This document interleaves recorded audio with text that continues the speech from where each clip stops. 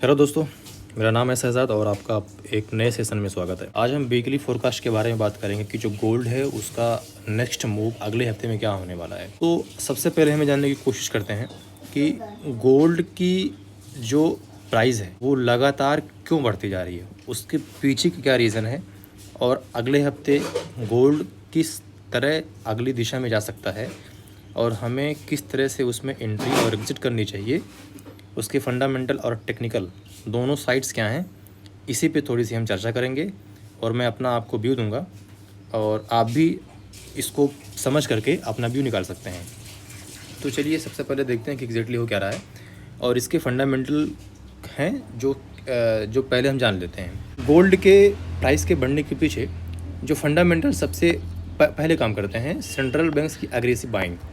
पिछले 2 सालों से 2022 से लेकर के 2024 तक central banks specially China, India, Russia और तुर्की ने रिकॉर्ड्स लेवल पर गोल्ड की खरीदारी की है। इसके पीछे क्या रीज़न है आपको आगे वो क्लियर हो जाएगा। ये लोग यूएसडी के अल्टरनेटिव सेफ हेवन एसेट्स के रूप में गोल्ड को अकोमोडेट कर रहे हैं, ठीक है ना। आपको पता चल गया कि गोल्ड की बाइंग क्यों हो रही है।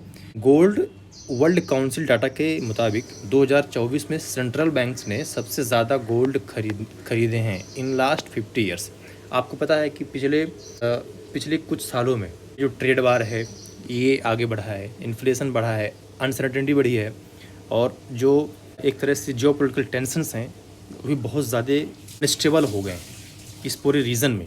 ओके, इसीलिए गोल्ड की खरीदारी सेंट्रल बैंक्स ज़्यादा करते हैं। यूएस डॉलर और इंटरेस्ट रेट एक्सपेक्टेशन, अभी पिछले हफ्ते जो फेड का एक तरह से इंटरेस्ट रेट का डिसीजन आया था ना, उसमें उम्मीद की गई थी कि फेड जो है वो अपना इंटरेस्ट रेट कम करेगा जिससे कि वहाँ पे मार्केट में जो कैश फ्लो है वो ज़्यादा बढ़े, लेकिन 5.5% ही था तो 4.5% ही रहा दिया गया।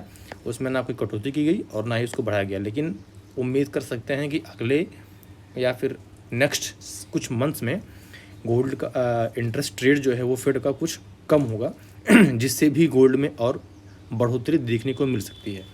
जब यूएस डॉलर वीक होता है या उन लोगों को लगता है कि फेड इंटरेस्ट रेट कम करेगा तो गोल्ड अट्रैक्टिव हो जाता है, क्योंकि gold non interest bearing assets है, ठीक है।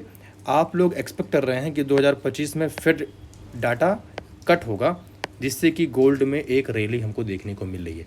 पहली बात ये हो गई। दूसरी चीज़ यह है, मैंने बताया आपको कि जो जियो पॉलिटिकल टेंशन्स होते हैं उसकी वजह से भी गोल्ड में एक रैली आती है। गोल्ड को लोग ख़रीदना चाहते हैं और अपना जो लॉसेस है ना उसको मेंटेन करना चाहते हैं। मिडिल ईस्ट, यूक्रेन, रसिया, चाइना और ताइवान और अभी करंट में इंडिया और पाकिस्तान के बीच में एक वार जैसा माहौल बन गया है, क्योंकि ये एक हफ्ते से ज़्यादा का टाइम बीत गया है इंडिया और पाकिस्तान में। लेकिन अगर ये वार इस्केलेट हुई तो मान के चलिए कि गोल्ड में और भी ज़्यादा बाइंग देखने को मिल सकती है और इंडियन स्टॉक मार्केट और पाकिस्तान की स्टॉक मार्केट क्रैश करने के कगार पर आ जाएगी या फिर नीचे आ जाएगी, ठीक है ना। अभी तो बहुत ज़्यादा फ़र्क देखने को नहीं मिला है लेकिन आ सकती है।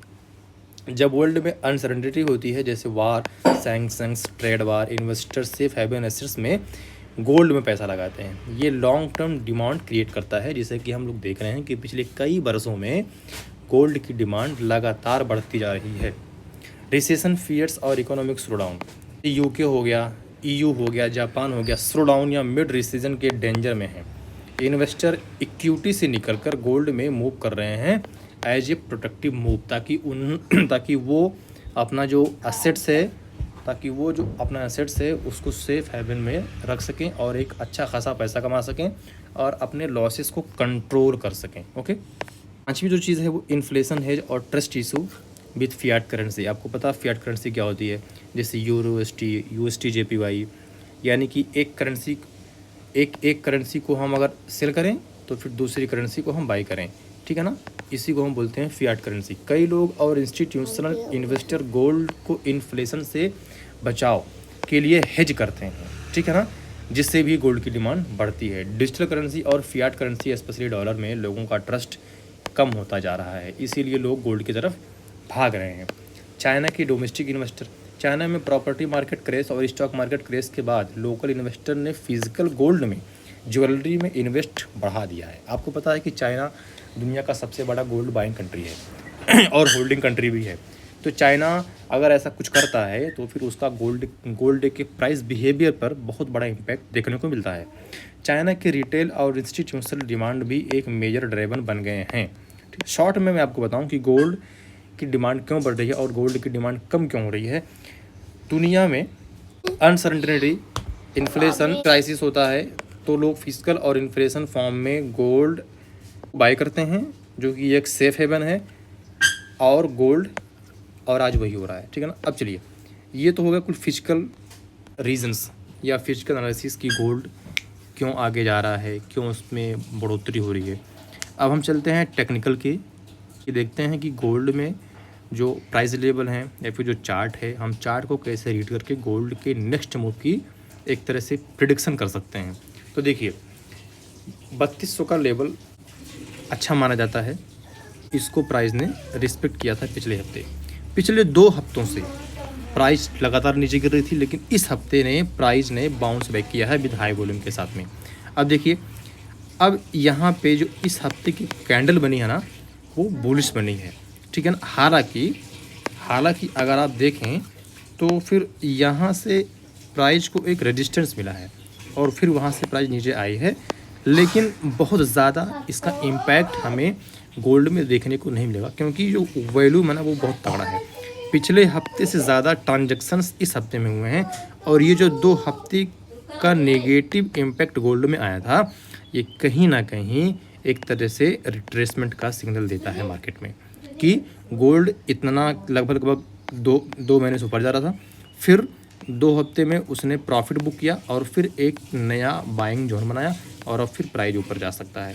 ये तो हो गया हमारा वीकली का चार्ट एनालिसिस, जिसमें आप देखेंगे कि ये 3200 का जो एक तरह से लेवल है ना, उसको इसने एज ए सपोर्ट रिस्पेक्ट किया है, होल्ड किया है, और अभी करंट में प्राइस 3344 यानी कि 3300 के लेवल को भी क्रॉस कर गया है।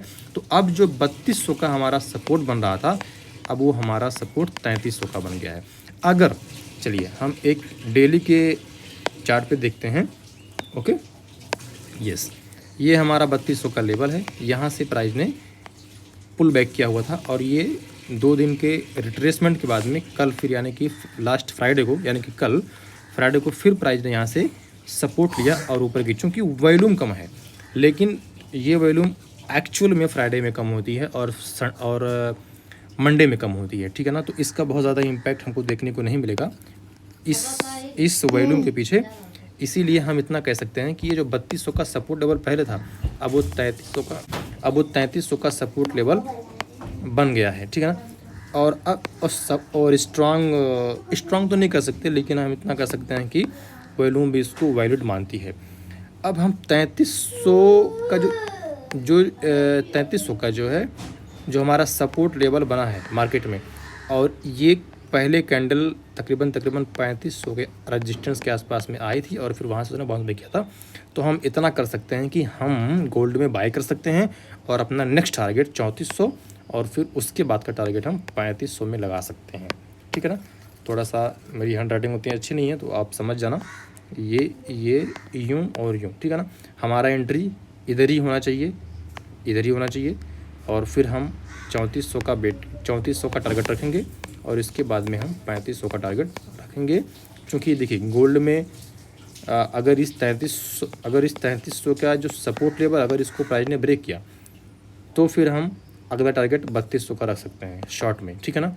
लेकिन अभी तो फिलहाल 3300 को सपोर्ट के लेवल पे रिस्पेक्ट किया है और प्राइस ऊपर ही जाने वाली है, तो हम 3400 का टारगेट एक्सपेक्ट कर सकते हैं और फिर जो है 3500 का भी जा सकता है।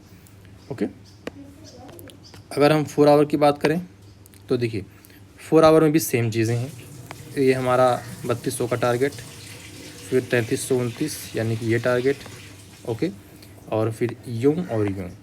और अगर हम मार्केट स्ट्रक्चर की बात करें तो मार्केट स्ट्रक्चर भी बहुत ही क्लियर दिखाई दे रहा है।